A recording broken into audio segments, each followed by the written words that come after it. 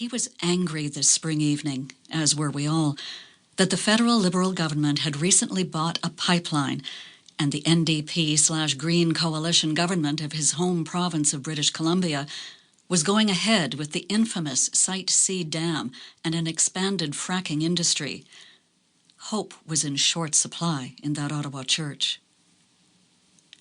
After the event, a high school student came up to me in tears and thanked me for my hopeful words, saying she and her friends had sat devastated and paralyzed throughout the panel discussion until I spoke.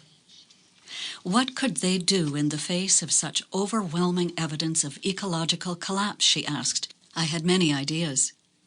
On my walk home, the air fragrant with apple blossoms and lilac trees, and the evening too lovely to feel anything but joy, I made a vow to help that young woman and my grandkids to find the path ahead.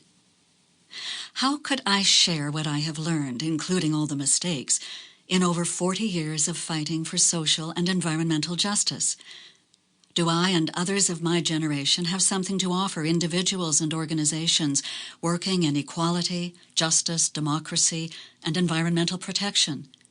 Could we inspire young people to see that the life of an activist is a good life, one that gets you up in the morning thinking about more than yourself? Could we help arm them for the hard work and many disappointments ahead?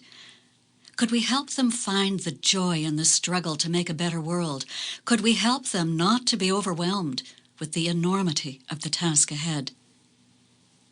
Standing under a newly leafed tree, silvered by a new moon, I remembered the words of a PEI farmer friend who always said that when he is overwhelmed, he stops thinking of the enormity of the challenges he is facing and instead asks himself one simple question: what is the next appropriate step to take?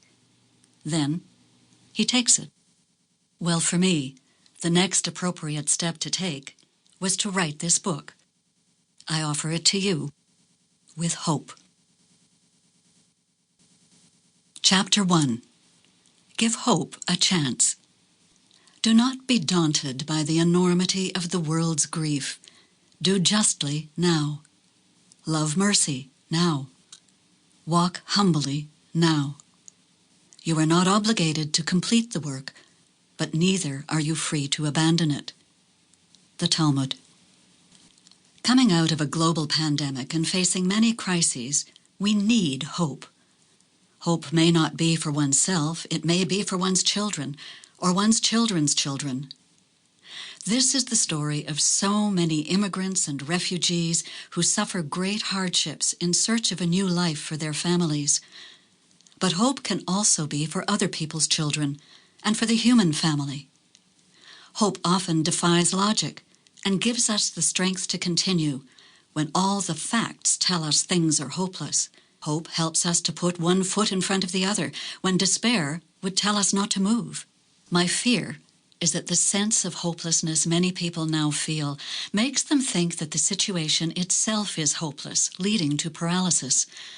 In writing this book, I asked myself, what is hope? How has it sustained me through my life as an activist?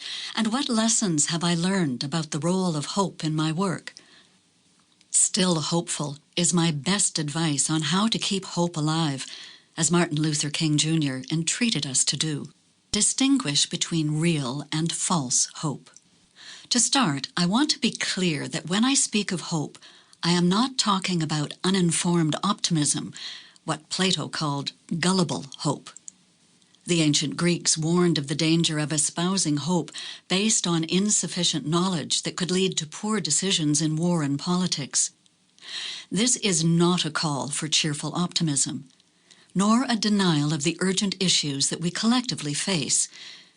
Certainly I have done my share of disseminating the distressing facts and statistics on the climate crisis, and in particular, the threat to the world's water. In his groundbreaking 3-volume work, The Principle of Hope, published in the 1950s, the great German philosopher Ernst Bloch saw all of human history as the story of hope for a better future.